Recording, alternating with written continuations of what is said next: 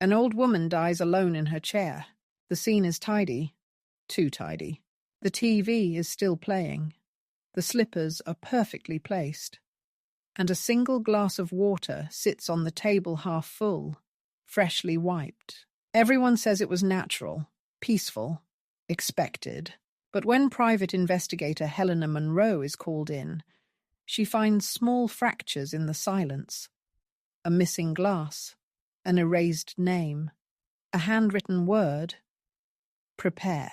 As Helena peels back the quiet surface of Miriam Coyle's final days, she uncovers unsettling traces of a past that refuses to stay buried, and someone who returned when no one was watching. In this layered psychological mystery, Helena must decide what justice really looks like. When the truth arrives too late to save a life, but just in time to preserve it. A Quiet Place to Die. Chapter 1.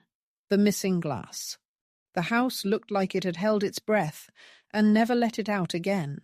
Bellingham's fog clung to the eaves, beadlets of water threading down the gutters.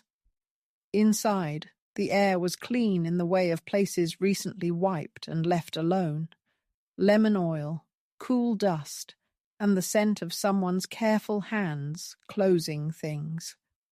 Helena stood just over the threshold with Dina Coyle watching her, waiting for her to say the thing that would unstop time. It felt wrong, she said. Even before I saw her, it felt posed. Dina had the kind of face students trust, clear, alert, a little strained. Her jaw worked like she was chewing back words she didn't want to say. The calendar was still turned to last month. A single square yesterday was circled in blue pen. "Show me," Helena said. We walked down the short hall. The living room dropped from the hall like a stage. Recliner angled toward the TV, an Afghan folded over the arm. A pair of slippers, perfectly placed. The TV muttered a home screen slideshow of beaches and mountains, nowhere in particular. "This is where she was," Dina said. "They said it looked peaceful." "Did it?" Helena asked. "No," she said.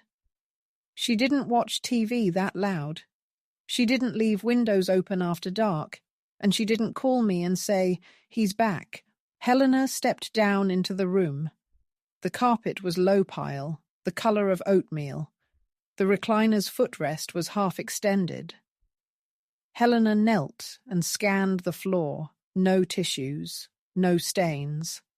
The end table held a remote, a box of mints, a church bulletin with a grief group article sticking out, and a single glass thick-bottomed, ordinary, half full, a faint ring under it. Without looking up, Helena asked, "Your mother was a nurse, retired. She testified once a long time ago. I don't know if it matters. Everything matters until it doesn't," Helena said. "You said she called you?" "Last night. 10-something. I was at my office. She never calls that late." Dina hesitated. She said, "He's back." I asked who, but she just said she was tired of being watched. Then she hung up. "Did you call the police?" "I drove here. 15 minutes. Lights were on. Door locked. I used my key." "You found her?" She nodded. I touched her shoulder. I knew. The body had already been taken. The death ruled natural. No autopsy. A mother calls late. A woman dies quietly in her chair. It was a pattern the world didn't question. The window beside the recliner was cracked open an inch. A camellia bush brushed the screen. The sill was dry. Beneath it, a throw rug lay square and undisturbed. "Who has keys?" Helena asked. "Me, the neighbour, and the home care agency. They have a box key. Someone came Tuesday. Today was Wednesday. Did your mother misplace things?" "No," Dina said. "She arranged things. She liked order." Helena checked the bookshelf, not the spines, the dust. One shelf cleaner than the rest, a rectangle where something had recently sat.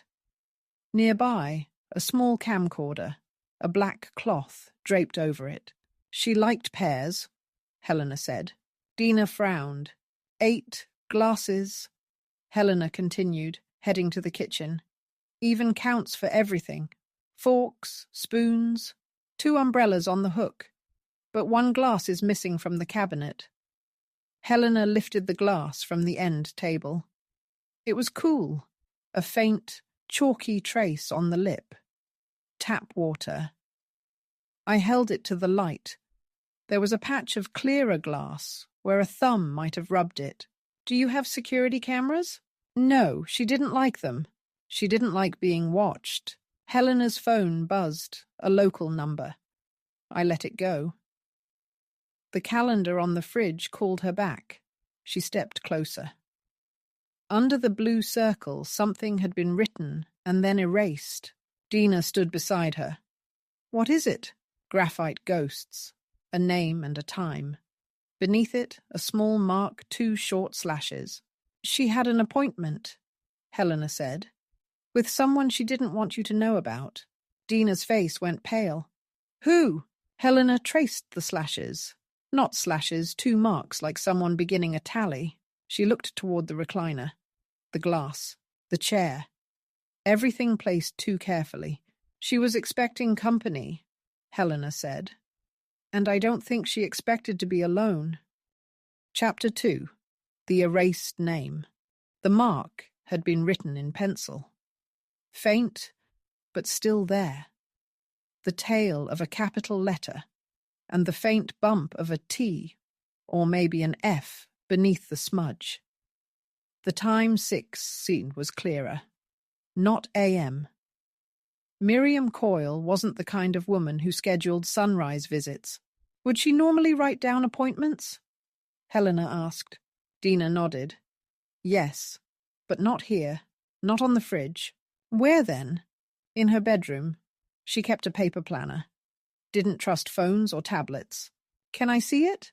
Dina turned down the hall, and Helena followed. The bedroom was just as spare and meticulous as the rest of the house. Dustless. A wooden desk beneath the window, drawers closed, a lamp with no bulb burnt out. The planner sat at the corner, aligned to the edge. Helena flipped through it carefully. The handwriting was small even, organized. Each appointment boxed in with blue pen. The day before Miriam died was marked with a single word. Prepare. No names, no times. Helena turned the page. The following day was blank. The page after that had a grocery list: milk, bananas, green tea, everything practical, everything ordinary. She'd already done the laundry, Dina said softly behind her. Vacuumed. She even washed the guest towels. I thought she was just bored. Or she was expecting someone, Helena said. That word again. Prepare. Not meet, not talk, not even see. Prepare. Back in the living room, Helena moved slower now, letting her eyes rest longer on each surface. The house didn't just reflect routine, it felt arranged. A still life built around absence. The kind of silence you walk into and feel immediately as deliberate. Do you have a list of her medications? She asked. Dina opened a kitchen drawer and pulled out a plastic file folder. Inside were care records, neatly kept. Helena read through the chart. Blood pressure medication, a cholesterol tablet, a light sedative for sleep. No narcotics, no fast-acting agents, no notes about suicidal thoughts. Nothing that should have killed her overnight. Helena tapped a note in the margin. Medication compliance marked from last Tuesday. They checked on her every week, Dina said. She never missed a dose. And nothing in the notes about her being afraid? No, but... Dina hesitated. A few months ago, she asked me if I believed people could forgive you from the other side. The other side of what? She didn't say. The two of them sat without speaking. The heating kicked off with a hollow thump. Outside, the trees blurred softly against the windows. Dina looked toward the glass, still sitting on the end table. "I didn't touch it," she said. "That's exactly how I found it. One glass missing," Helena said. "One left behind, and no one's asking why." She reached for her notebook and flipped it open. "Tell me more about where your mother used to work. You mean Midfield Psychiatric?" Helena nodded. "It closed years ago. Budget cuts. There were investigations, staff misconduct. She testified back then. I was in college. She didn't tell me much." "Do you remember who the doctor was?" "No, but I think he either died or moved away. There was an article. I can try to find it." "Yes, please do that." Helena stood and looked around once more. The glass. The Afghan folded just so. The chair angled toward the screen. None of it felt natural. "She tried to make it look like nothing happened," Helena said. "But I don't think she expected to die." Dina frowned. "Why not?" "Because the other glass is missing, and your mother never left anything out of place. Except this time. Someone else did." Dina said nothing. Helena gathered her things, then paused at the door. "I want to speak to the home care agency, and I'll need the name of the neighbor who had the spare key." "I'll send them both," Dina said. "One more thing." Helena turned back. "You said she erased the name on the calendar. But how do you know it was her? She always wrote everything by hand." "Exactly. So why erase it at all? Why not just tear off the page?" Dina blinked, lips parting slightly. "She wanted someone to know she erased it," Helena said. "Just not who it was." Chapter 3. Tuesday's Visitor. The home care agency was tucked into a corner office beside a paint store and a vape shop, modern Bellingham in miniature. Helena stepped into a waiting room with soft jazz playing overhead and the scent of disinfectant doing its best to cover whatever came before. The receptionist, a woman in her 50s, with a posture that said she ran the place whether or not her title did, looked up as Helena approached. "I'm looking into the recent passing of Miriam Coyle," Helena said, sliding a card across the counter. "Private investigator. Her daughter asked me to follow up." The woman read the card, then blinked up. "You're not police?" "No, but this is a death case?" "Not officially." Helena gave the briefest smile. "I just have a few questions about who last visited her." The receptionist pursed her lips and stood. "Wait here."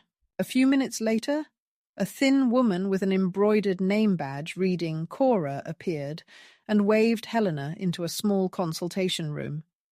She carried a tablet and wore the tight, guarded smile of someone who had done compliance training more times than she could count. "Ms. Monroe," she said, sitting down. "I understand you have concerns about one of our clients." "Not concerns," Helena said. "I'm just trying to confirm some details about who visited her and when. I understand she had weekly check-ins." "Yes, Tuesdays and Thursdays. Blood pressure, light housekeeping, a short chat if they wanted it. Miriam Coyle was scheduled for a visit at 4 p.m. Tuesday, the day she died." "Yes. Who made that visit?" Cora tapped her tablet. "That would have been Paul Rivers. He's been with us 6 months. Nursing student, very reliable." "Has he been told about her passing?" "Yes. He reached out, actually. Said she seemed off that day. Quiet." "Did he note anything in the file?" "No, nothing requiring escalation. Just subdued. That's the word he used." "Did he mention whether she had company?" Cora hesitated. "He said the house felt full, but he didn't see anyone else. He thought maybe she was expecting someone and didn't want to talk." "Did he say whether she offered him water or tea?" "He didn't stay long. Said she seemed like she wanted him gone." Helena sat with that for a moment. "And the keys?" "All our staff use a secure lockbox mounted by the door. Temporary codes. They change weekly. So he had access, but only during that visit window. Exactly. Anyone else request the code? No. Helena nodded, then paused. Could I speak with Paul directly? Cora hesitated again, clearly weighing liability. Off the record? I'd just like to hear his impressions firsthand. I'll call him. Wait here. Helena stayed seated, gaze drifting to the laminated health posters on the wall. Hydration tips for seniors, fall prevention, signs of isolation. All the quiet, creeping dangers of growing old alone. A minute later, Cora returned with a number scribbled on a sticky note. He's willing to talk, she said. Said to call this evening. He's got class until 6. Thank you, Helena said, standing. One more question. Has your agency had any other complaints or concerns connected to Miriam Coyle? No, Cora said. She was proud. She made us leave the mop bucket outside because she didn't like the sound. Back in her rental car, Helena didn't start the engine. She just sat, staring at the number. A young man visits an old woman. She doesn't want him there. Says little. Seems distracted. And then she dies. Helena pulled out her phone and opened her notes app, adding a list. Tuesday visit. Paul Rivers. Left 4:30. Glass wiped, only 1. Calendar marked for 6. Prepare written in planner. Testified in midfield psych case. Erased name. Intentional. Something was off-kilter about the sequence. Miriam had received a visit from someone she expected, but not someone she trusted. That much Helena was starting to believe. The only question now was, did Paul interrupt something, or was he the reason the glass was wiped? Chapter 4. A Name in the Records. Helena found the article after 20 minutes in the university archives, digging through digitized back issues of the Bellingham Tribune. She wouldn't have looked there if Dinah hadn't mentioned the doctor dying a few years later. The public library database had yielded nothing, but the campus library, where Dina still taught, had deeper cuts.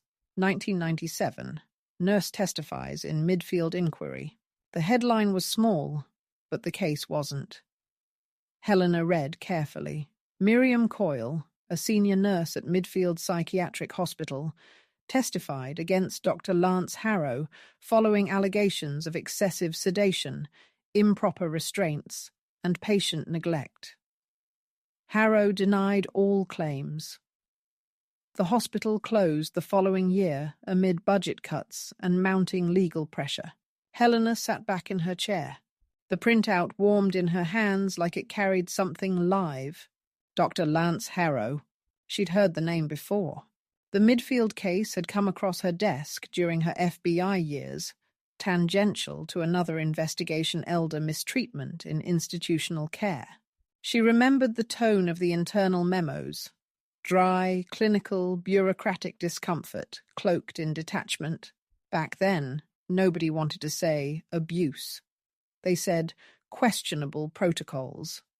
Staff miscommunication. Anything but what it was. Helena ran the name again. Harrow had died in 2001. Stroke. 48 years old. No surviving spouse. One brother, briefly mentioned in the obituary. No record of formal charges. No civil suits filed that stuck. But something in her gut didn't buy the clean exit. Back at her hotel room, Helena propped her laptop on the bed and searched the brother, David Harrow. Low profile, former contractor, no known connections to Midfield. Lived briefly in Seattle, then gone. She filed the name away. Even if it wasn't useful yet, it belonged on the map. Her phone buzzed at exactly 6:12 p.m. A call from an unfamiliar number. She picked up. Paul Rivers? She asked. Yes, this is Helena Monroe? That's right. Thank you for making time. No problem, he said, sounding young, cautious. Cora said you're looking into Ms. Coyle? Yes, I just want to confirm what you saw during your visit. Paul exhaled, like he hadn't been sure someone would ask. She was different that day. How so? Usually she said hello right away, asked me if I'd parked on the right side of the street. This time, she barely looked at me. She seemed distracted. Did she say anything that stood out? She said, "He's back." Just that. Helena straightened. She said it to you? Well, no. More like to the room, under her breath. I asked if she meant the neighbor, but she just smiled like I didn't get it. And the house? It felt like... He stopped. I don't know. Like she was listening for something, or to someone. She looked at the window a lot. Did you see anyone outside? No. Was there anything missing or moved? I didn't stay long enough to notice. She wanted me out. Did she offer you anything? Water? Tea? No, and she always did. Helena's pulse ticked upward. What time did you leave? A little before 5. Was she alone when you left? I thought so, Paul said, but his voice held uncertainty now. I mean, I didn't see anyone, but it was quiet.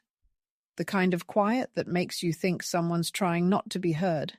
Helena thanked him, ended the call, and stared at the wall. Someone had been there.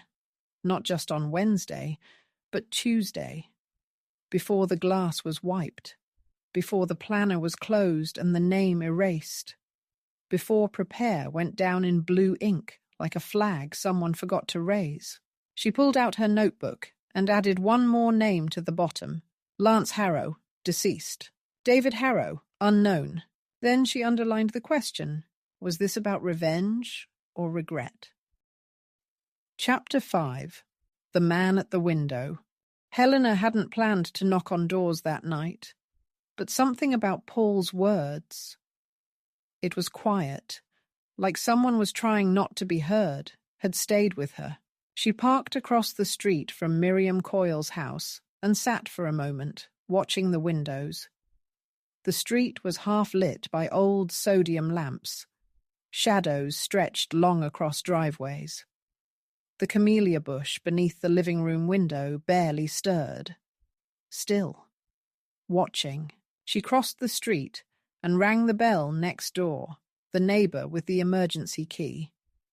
According to Dina, his name was Howard Mays, and he was in his 90s.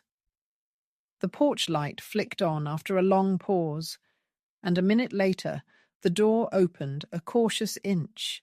"Mr. Mays?" Helena asked, holding her card up. "I'm helping look into Miriam Coyle's passing. I understand you were her neighbor." The door opened fully. The man who stood there wore an old cardigan, clean slacks, and a suspicious squint.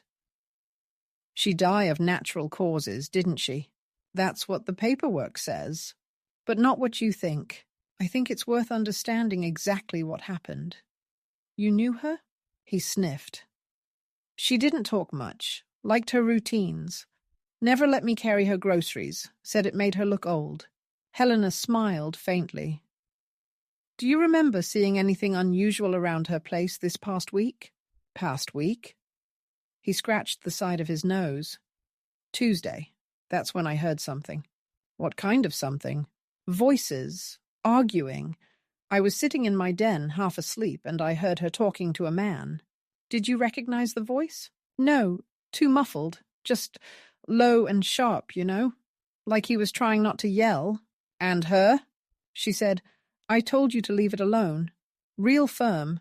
Helena's pulse tightened. "What time was this?" "Little after 6, I'd say. Right before my show comes on." "Did you see anyone?" "I saw movement. Shadow in the window. But I can't swear who it was." "Thank you," Helena said. "That's helpful." Before she could turn to go, he added, "You think someone hurt her?" "I think someone was with her shortly before she died, and I think she didn't want them there." He nodded slowly, then looked past her, toward the house. "I didn't tell anyone, you know. Figured if she wanted help, she'd have said." Helena nodded. "People don't always ask." She left him standing on the porch and crossed back to the sidewalk, watching the window, the one Paul mentioned, the one Miriam kept glancing toward. It reflected only night now. Then she spotted it. Across the street, at the far end of the block, a man stood just beyond the glow of the streetlight, not moving, just standing, as if watching the house. She didn't move either, just waited. After a long beat, the man turned and walked away. No urgency, no guilt, just the calm exit of someone with nothing to explain. Helena walked quickly to the sidewalk where he had been. The air smelled faintly of pine and gasoline. No cigarette butts, no footprints. But something glittered near the curb. She crouched. A piece of glass. A shard. From a tumbler by the look of it. The base edge still smooth. The side cracked with a long diagonal line. It had been rinsed, no dust, no residue. But it was unmistakably from a matched set. She slipped it into a plastic evidence sleeve. Back in her car, she labelled it. Possible match, coil glass set. Recovered curbside 9 to 12 p.m. She sat back and looked at the dark windows across the street. The living room was still. But someone had stood there. Someone had watched. And someone had taken a glass out of that kitchen, used it, wiped it, and discarded the evidence half a block away. Not rushed, not careless, deliberate. Whoever had come to see Miriam on Tuesday night had not just wanted to talk. They wanted to leave nothing behind, except for the one thing she insisted on keeping exactly in place. The silence. Chapter 6. The second signature. Helena returned to the Coyle house the next morning with a coffee in hand and a theory taking shape. The key, she suspected, wasn't in what Miriam had left behind, but in what she'd erased. Dina met her at the door, wearing the same cardigan as the day before, her hair tied back roughly. She looked like someone trying to keep order by sheer will. "I've been trying to remember who that erased name could have been," she said, without waiting for Helena to ask. Old colleagues, neighbours, people she cut off years ago. She didn't have many friends left. Anyone from Midfield? She didn't stay in touch with anyone from the hospital. After the testimony, she withdrew. She didn't talk about it much, but I know she lost people over it. Helena nodded and held up a sheet of paper. This is the testimony transcript from 1997. Miriam wasn't the only one who spoke out. There was one other nurse who filed a statement, didn't testify in court, but backed up your mother's report. Verna Kelso. Dina frowned. "I've never heard that name. She moved shortly after the hearing, changed jobs, but I tracked a recent phone number to a retirement complex east of here. You think she visited my mother? I think it's possible. But I also think your mother was trying to protect someone by erasing that name." Helena glanced toward the calendar again, then back to the living room. "I need to check something," she said. Dina followed her as Helena walked back to the bookshelf, this time pulling down the camcorder she'd noticed earlier. It was older Tech Mini DV tape. Tucked beside it was a stack of labelled cassettes, most of them dated. One had no label at all. "Do you have a way to play this?" Helena asked. "I think there's an adapter in her desk. They found it in the bottom drawer, dusty, but functional." Dina plugged it into the TV and inserted the tape. The screen flickered, then showed the interior of the living room. Same angle, same chair. A quiet timestamp glowed in the bottom corner. Tuesday, 6:02 p.m. Helena leaned forward. On screen, Miriam sat alone in the recliner, glass in hand. She stared toward the front window. A minute passed. Then she turned her head slightly, toward someone off-screen. No audio, just the tiniest shift in her posture.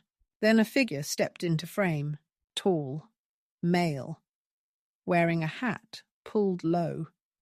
His face was blurred by distance and motion.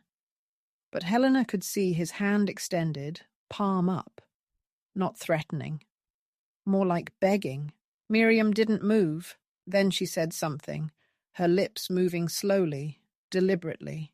Dina reached for the remote, paused it. "What did she say?" she asked. Helena shook her head. "It's not clear." They watched another moment. The man knelt in front of Miriam. Her expression didn't change. But then he reached for her hand. Helena froze the frame. The man's right forearm bore a long, jagged scar, visible just beneath the sleeve of his jacket. She made a note. Then the screen blurred again as the figure stood and stepped out of frame. Miriam remained in the chair, still, composed. She raised the glass, took a small sip, then placed it carefully on the table beside her. The timestamp read 6:11 p.m. Then the footage ended. Dina sat down hard on the couch. Why didn't she tell anyone she had a camera running? Maybe she didn't want them to know. Maybe she didn't trust herself to stop them, but wanted a record. Helena removed the tape and slipped it into a case. "I'm going to run this through enhancement software," she said. "But that scar, if we find him, we'll know. Do you think he killed her?" Helena stood at the window and looked out at the yard where no footprints had been found. "No, but I think she knew he could have." Chapter 7. A Visit to Verna. Verna Kelso lived in a retirement complex just outside Cedro Woolley, the kind of place with wide corridors, warm carpet, and endless jigsaw puzzles halfway finished in the rec room. Helena signed in at the front desk, gave her name, and waited while the front attendant buzzed the unit. "She's not usually up for visitors," the young woman said, "but I told her it's about Miriam. That seemed to change her mind." Verna's apartment was on the second floor. She opened the door slowly, a cane in one hand, the other gripping the doorframe for balance. Her eyes were sharp, her expression unreadable. "You're here about Miriam?" she said flatly. Not a question. "Yes, I'm looking into the circumstances around her death." "She died quietly, didn't she?" "So they say." Verna stepped aside, and Helena entered. The apartment was neat, but lived-in magazines stacked with bookmarks, tea cooling on the table, windows open to let in the breeze. Verna lowered herself into a recliner with the kind of care that suggested habit rather than fragility. "She was the bravest person I knew," Verna said, "and the loneliest. You worked together at Midfield." "Yes, that place." She shook her head. "It took something from everyone who walked in, but Miriam still had fight left in her. More than I did." "You gave a written statement," Helena said, keeping her tone light. "I wanted to testify, I didn't. I regret that." "Why didn't you?" "Because I was afraid. And because I didn't want them to turn on me the way they turned on her." Helena waited. Silence inched between them. "You knew she was in touch with someone from that time, didn't you?" Helena asked. Verna looked out the window. "Not at first. But a few weeks ago she called. Said someone had shown up. Said he wasn't well." "Who?" "She didn't name him. But I knew. It had to be David Harrow." Helena leaned forward. "Lance Harrow's brother?" "Yes. He used to come by the hospital. Quiet. Weird. Followed Lance around like a shadow. People said he wasn't right. Not violent, just off. Miriam saw him once talking to a patient out in the courtyard. Said he gave her a bad feeling. Said it was like he knew what his brother did and didn't care." Helena made a note. "She told me he'd come to her door. Said he wanted answers. Closure, maybe. But Miriam didn't believe in closure." "When was this?" 3 weeks ago, maybe 4. She said he left angry. Did she think he'd come back?" Verna looked at Helena, eyes suddenly wet. "She said she felt watched again, like she did back then. Like the walls had ears." Helena sat back, pulse steady. "She told me something else." Verna said, voice lower now. She said she was thinking about leaving a letter, just in case. A letter? Yes. She didn't say where, but if she wrote it, she'd hide it well. Miriam didn't leave things lying around. Helena stood. Thank you. This helps more than you know. Verna's voice stopped her at the door. She forgave me, you know, for staying silent. But I never forgave myself. Helena nodded once. She kept your name out of the press. I know. That was her way. Quiet loyalty. Even when she was scared. Back in the car, Helena opened her notebook and added, Verna confirms visitor, David Harrow. Miriam felt watched again. Possible letter hidden somewhere in house. David linked to Lance. Mental instability suggested. Then she circled one question. What did Miriam know that still needed hiding? Chapter 8. The letter. The house was still when Helena returned. Dina was out. She'd left a note on the counter saying she'd gone in to teach her afternoon seminar and would be back by 5. Helena appreciated the solitude. She wasn't here to talk. She was here to find the letter. It didn't make sense that Miriam, a woman who planned everything down to glassware symmetry, would leave something so important in plain sight. If she had written a final message, a confession, a warning, even a goodbye, it would be hidden somewhere no one would think to look, unless they already knew her. Helena started with the bedroom. The desk drawers were too obvious. So was the bedside table and the shoebox of old cards under the bed. She checked every book on the shelf for hollowed-out pages, every drawer for false bottoms. Nothing. Next, the linen closet. Helena ran her fingers between stacks of folded towels and sheets, even the guest bedding nothing. She paused in the hallway, eyes scanning for something that felt out of rhythm. Then she saw it. A framed watercolour hung just a little too low on the wall between the hallway and the bathroom. Not by much, maybe an inch. But Miriam didn't misalign things. She balanced her silverware. Helena lifted the frame. Behind it was a small metal box affixed to the wall with a magnet strip. No lock, just a tight latch. Inside, a single envelope, sealed. Her name was not on it, but the handwriting was unmistakably Miriam's. Helena carried it into the kitchen, sat down at the table and opened it with care. The letter was short. 2 pages, handwritten. To whoever finds this, if you're reading this, it means I was right to prepare. Years ago, I testified against a man I knew was hurting people. I told the truth. I did what I could. But not everything came out in court. There was someone else, his brother, David. He wasn't a doctor, not officially, but he was there, in the background, always listening, always watching. I don't know what he did exactly, but I know he was part of it. He approached me once in the break room years ago, said I'd regret making trouble for his family, that I didn't understand how deep it went. I didn't listen then.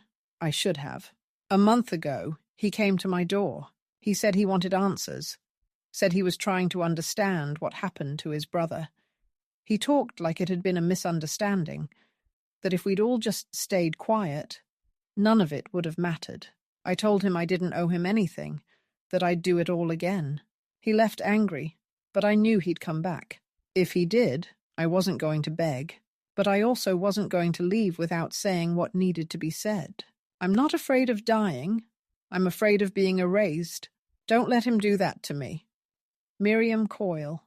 Helena read it twice, then folded the letter back into the envelope and placed it in a document sleeve. Her fingers hovered over her notebook before writing anything. She knew what this meant. It wasn't just guilt. It wasn't paranoia. It was a record. Miriam had known exactly what she was walking into and had chosen to stay. The front door opened softly. Dina stepped in, her bag sliding off her shoulder. She saw Helena at the table and froze. You found something. Helena held up the sleeve. She left this behind, on purpose. Dina took the pages and read them in silence. Her face didn't change until the last line, when her lips pressed together and her shoulders dropped. She knew. She did, Helena said. And she didn't call the police. She didn't tell me. She told the only person she trusted to understand the risk, herself. Dina looked down at the letter. So what happens now? Helena stood and picked up her coat. Now we find him. Chapter 9. The Scar. Helena waited in the parking lot behind the local drop-in shelter. It was the third place that day she'd asked about David Harrow. The first two had said no. The third had looked at her card, then glanced toward the kitchen and said, "He comes by. Not often. Mornings mostly. You just missed him." But Helena didn't believe in just missing people. She believed in circling back. It was just past 9 a.m. when he appeared. Tall, slightly hunched, a coat 2 sizes too large hanging from his shoulders like a child playing dress-up. The same figure from the camcorder, she was sure. He moved without urgency, but with purpose, like someone used to being overlooked. Helena stepped forward. "David?" He paused. She didn't show her badge, didn't mention the police, just said, "I'd like to talk to you about Miriam Coyle." He didn't run, but something behind his eyes shifted. Recognition or resignation, she couldn't tell. "She died," he said flatly. "I saw it in the paper." "You saw her before she died." He looked down. "Is that what this is?" "I think you went to her house Tuesday night. I think you were angry. I think something happened." "She let me in," he said, still not looking at her. "We talked." "About your brother?" "Yes." "She told you the truth?" "She told me what she believed." His voice changed then, quieter, more distant. "She said he deserved what he got." "And did he?" David's hands twitched at his sides. He didn't answer. Helena stepped closer, just enough to lower her voice. "She said you warned her once, years ago, told her she'd regret it, that it went deeper than she knew." "What did you mean by that?" "I meant people like her didn't understand families like mine," he said. "They think exposing something is the same as fixing it. But some things, when you rip them open, they don't close again. They just bleed. You were protecting him. I was protecting us." His voice caught. "He wasn't perfect, but he was all I had. After our parents died, it was just me and Lance, and they turned him into a monster." Helena studied him. "He did that himself, David. He didn't argue. You went back to her. You wanted, what, an apology? I wanted her to say she was wrong, to say it ruined everything for nothing." He looked at her finally. But she wouldn't. No, she wouldn't. Helena's gaze dropped to his right arm. The sleeve was short enough to reveal the edge of a long, jagged scar, just like the one in the camcorder footage. "She gave you water," Helena said. "You drank from one of her glasses. You wiped it afterward and took it with you. You broke it and left it on the curb." He didn't deny it. "Why?" "I didn't want her to have anything of mine," he whispered. "I thought if I erased myself it wouldn't matter." But it did. David sank down onto the bench behind him, shoulders folding in. "I didn't hurt her," he said. "She was alive when I left." Helena said nothing. She looked at me like she'd already forgiven me. That's the worst part. Helena stood in silence for a moment, the wind catching the edges of her coat. Then she sat beside him. "She wrote a letter," she said quietly. "She named you. She wanted to be remembered for the truth, not just the testimony, but for standing by it even when it cost her everything." David didn't move. "I can take this to the police," she said. "They'll open an inquiry, but I don't think she was asking for vengeance. I think she was asking not to be erased." He looked at her, and for a second there was something soft in his face. Human. Shattered. Will they charge me? You left a dying woman alone, Helena said. They might. But that's not my decision. She stood. I'll be in touch, she said. And David, don't run. This time, face it. She walked away without looking back. Behind her, the silence folded in around him like a curtain closing on a play no one wanted to see again. Chapter 10. What's Left Behind. The house was almost empty now. Dina stood at the kitchen counter, boxing up the last of her mother's dishes. She'd left 2 of the glass tumblers out, one cracked, one whole. Helena watched her place them side by side on the counter like bookends. I've been thinking, Dina said, not looking up, about how long she must have known something like this might happen. She cleaned everything, set the room, chose her chair. She prepared for it, Helena said, not because she wanted to die, but because she didn't want anyone else writing the ending. Dina nodded slowly. She erased the name, but not the appointment. She left the chair in place. She left a record. She left herself in control. The letter had been handed over to the authorities that morning. The video, too. The detective assigned to the case had listened quietly, made few promises. It would be a long process. A reopening. Maybe charges. Maybe not. But it would be on record now. What Miriam had known, what she'd endured, and what she'd tried to protect others from. Helena placed a file on the table. Here's everything I found. Testimony records, the hospital's closure files, Harrow's background, and the name of a woman your mother helped once. You might want to reach out. Dina looked at the folder, then back at Helena. Why are you giving this to me? Because you asked for the truth. And because you're the one who decides what happens to it now. Dina didn't answer right away. Instead, she looked around the house walls that had once felt tight with silence, now open and echoing. Do you ever get used to this? She asked. To what? Walking into someone's life after they've left it. Helena considered it. No, but I've learned to listen to the spaces they leave behind. Dina closed the last box. Thank you, Helena. She said it quietly, like it mattered. Helena nodded, stepped outside, and let the door fall shut behind her. The street was quiet, same as the day she'd arrived. But the house behind her no longer felt paused. It felt finished, not erased, not perfect, but seen. She got in the car, started the engine, and pulled away. And in her mind's eye, she still saw the 2 glass tumblers sitting side by side, one whole, one cracked, both still catching the light. End of chapter and end of book.